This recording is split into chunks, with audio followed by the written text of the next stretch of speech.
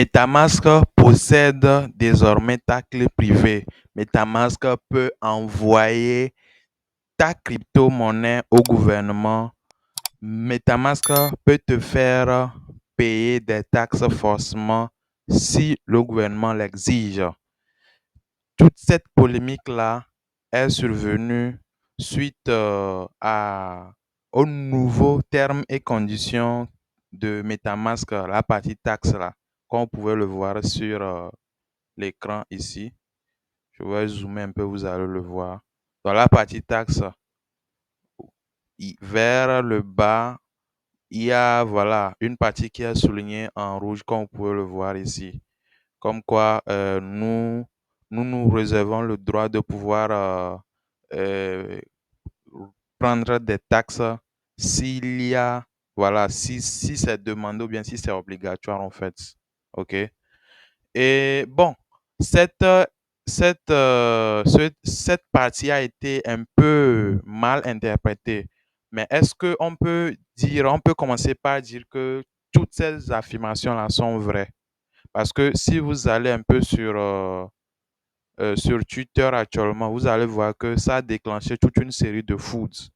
Oui, il y a des gens qui disent que oui, la décentralisation est en train de mourir. Si vous, si vous descendez un peu plus, voilà. Donc, MetaMask aussi vient de rejoindre la fête comme voilà, Ledger, l'affaire avec Ledger. J'espère que vous êtes au courant. Donc, MetaMask aussi vient de rejoindre la fête. Hein. Encore un autre qui fout encore pour dire que quoi?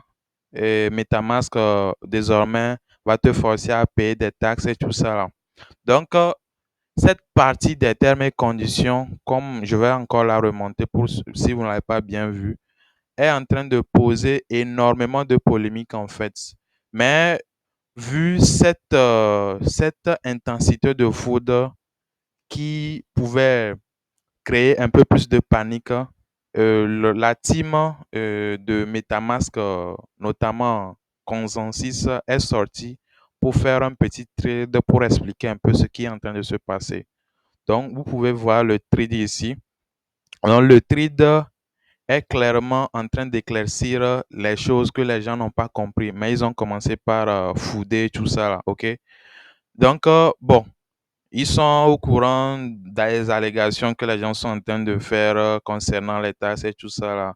Donc, pour dire tout simplement que MetaMask, MetaMask ne collecte aucune taxe sur les frais de transaction crypto, ok? Et et ils n'ont fait aucune modification sur les termes et services pour que ça soit possible. Donc, toutes ces allégations-là sont fausses en fait. Au fait, les taxes dont ils parlent, ce sont au fait c'est sur certains types de produits. Et ces types de produits-là sont payables par carte de crédit. Ce ne sont pas des choses qui sont liées au crypto en fait. Parce que MetaMask, c'est juste un produit de consensus. Et ces thèmes et services que nous avons vus, ce sont ces consensus en fait qui a mis en place ces thèmes et services-là.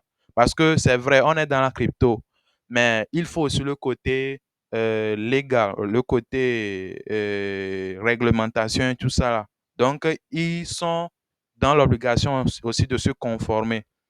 Donc, là, le côté taxe concerne certains produits spécifiques, comme vous pouvez le voir ici. À Consensus, our goal is to make Web3 universally easy to use et tout ça là.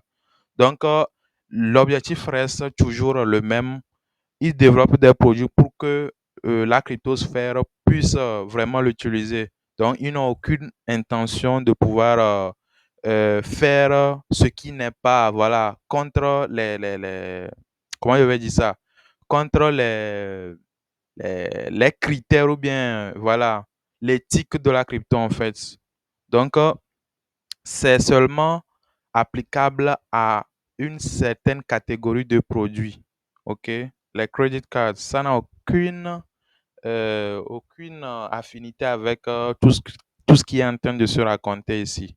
Je pourrais vous mettre même voilà, le lien du trade en description. Vous allez bien aussi le lire.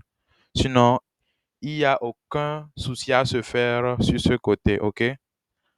Et comme ils le disent ici, au fait, il y a des gens, quand il s'agit des termes qui concernent un peu, voilà, le droit ou bien, voilà, tout ce qui est réglementation, ça porte toujours à confusion. OK? Donc, c'est ce qui amène un peu ce food-là que nous sommes en train de voir. Donc, comme vous pouvez le voir, il n'y a aucune crainte à se faire. Mais la question qu'on se pose ici, est-ce que à cette allure-là, c'est vrai, bon, ils sont venus, ils ont essayé de rassurer avec des clarifications et tout.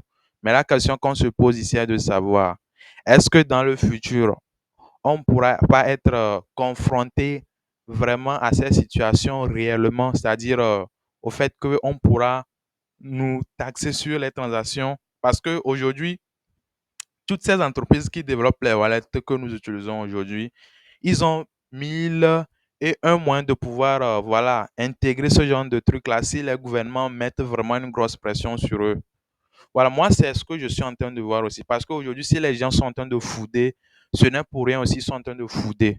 Heureusement qu'ils sont venus pour démentir les informations. Mais je pense que dans un futur proche, ça peut être possible sur certains wallets. Je ne sais pas ce que vous en pensez. Vous pouvez me le dire dans les commentaires.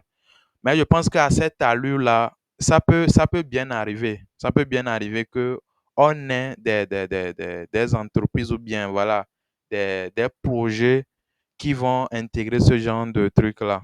Donc, c'est des précurseurs des précurseurs de soucis auxquels on peut se confronter. Donc, il faut s'attendre aussi à tout.